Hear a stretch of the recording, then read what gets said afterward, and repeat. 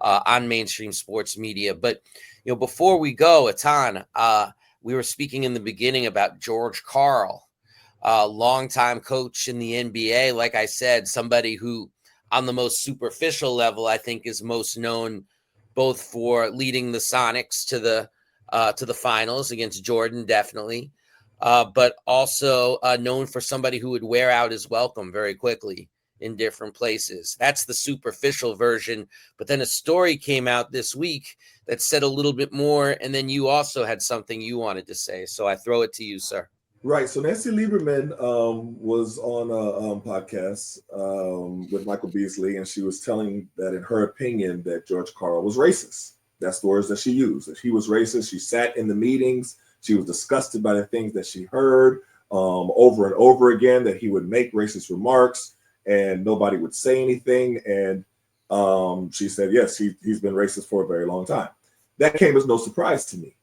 But also, I have heard a lot of different players make accusations about him being racist. Carmelo Anthony, Kenyon Martin. You have his run-ins with DeMarcus Cousins.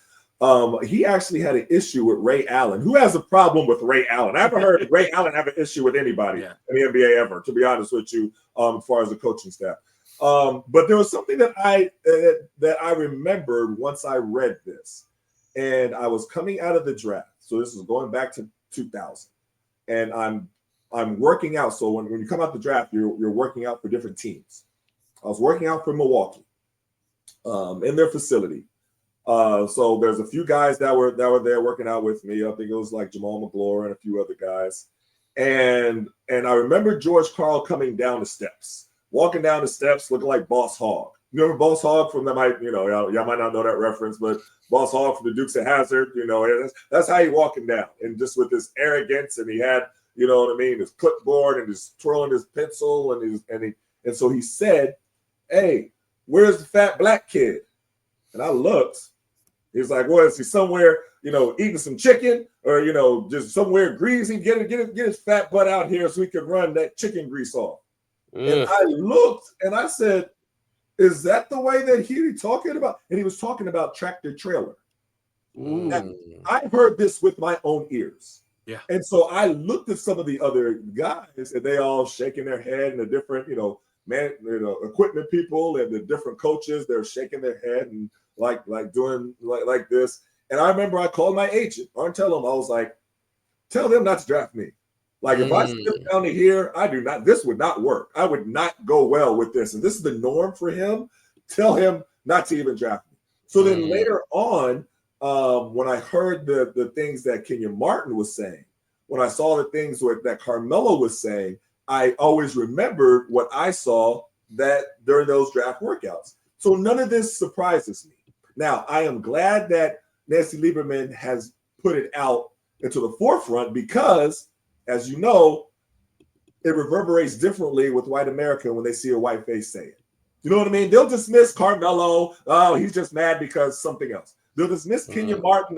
He always has a problem with something, whatever, right? But now you have Nancy Lieberman who said it. Oh, they'll dismiss DeMarcus Cousins. You know what I mean? Oh, he's crazy. He has all of it. Now Nancy Lieberman has basically backed everything that they said. So now let's see what the response is going to be, and if he responds as well. That's absolutely right.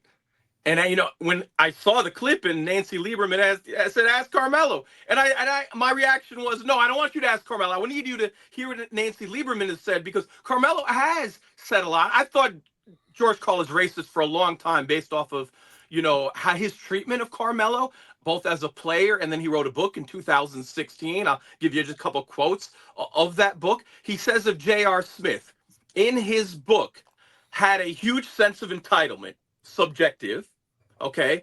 A distracting posse, okay? His eye was always on the next contract, okay? And then really unbelievable shot selection. Only one of those four statements has anything to do with specific ball. Like, if you want to say, I don't like a shot selection, that was a basketball one. The other three were really racially coded ideas of about a black man.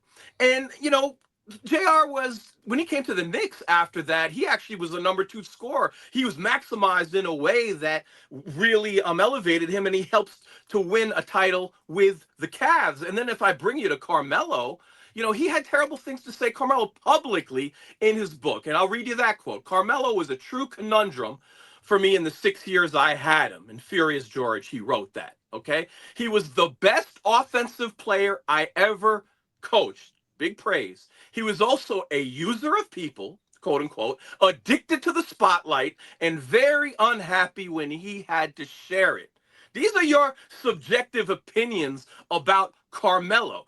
And he said he really lit my fuse with his low demand of himself on defense. He had no commitment to the hard, dirty work of stopping the other guy.